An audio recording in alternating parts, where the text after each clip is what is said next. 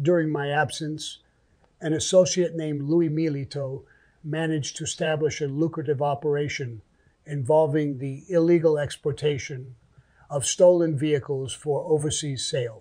Being close to Louie and in need of a car, he offered to provide me with one at a discounted rate, which essentially meant covering the costs associated with stealing the car, altering its identification details such as the engine number and license plates, and obtaining false registration documents. Louis contacted me one day, informing me that the car was ready for pickup at a storage yard he frequently used, with a young man named Tommy Spiro, who had connections with Louis's group.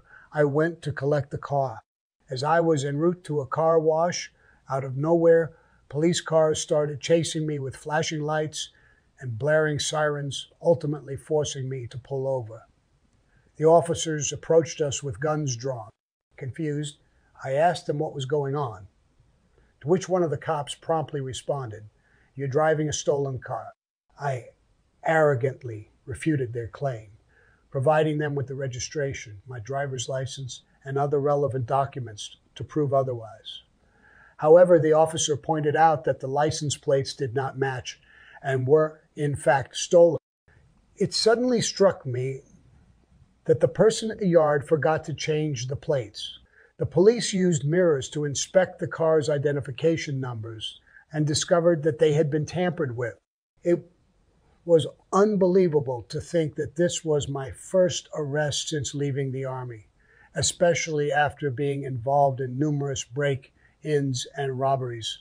I decided to defend myself by telling the cops that Tommy was merely accompanying me and had no knowledge of the situation, which convinced them to only record his name and release him.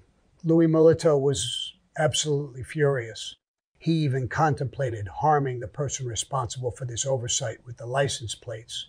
But I intervened and reasoned with him, saying, "Louie, let's be reasonable. Perhaps the blame lies partially on me. I was eager to retrieve the car from the yard so I could share some responsibility for this." The person involved was understandably terrified and generously agreed to cover the costs of my lawyer. He also informed the police that I had genuinely intended to purchase the car through legitimate means, emphasizing that he was in the used car business and had no knowledge of its stolen status. He asserted that had he suspected it was stolen, he would never have left the incorrect plates on it. Although I knew the car was stolen, my lawyer argued that I was an innocent victim of these circumstances. He engaged in discussions with the prosecutor, resulting in the charges being reduced to a misdemeanor. I didn't mind accepting a plea deal, as misdemeanors do not have a significant impact on one's life like felonies do. I believe my lawyer charged around $2,500 to $3,000 for his services, while the fine I had to pay amounted to $500, which the individual from the storage yard covered as well.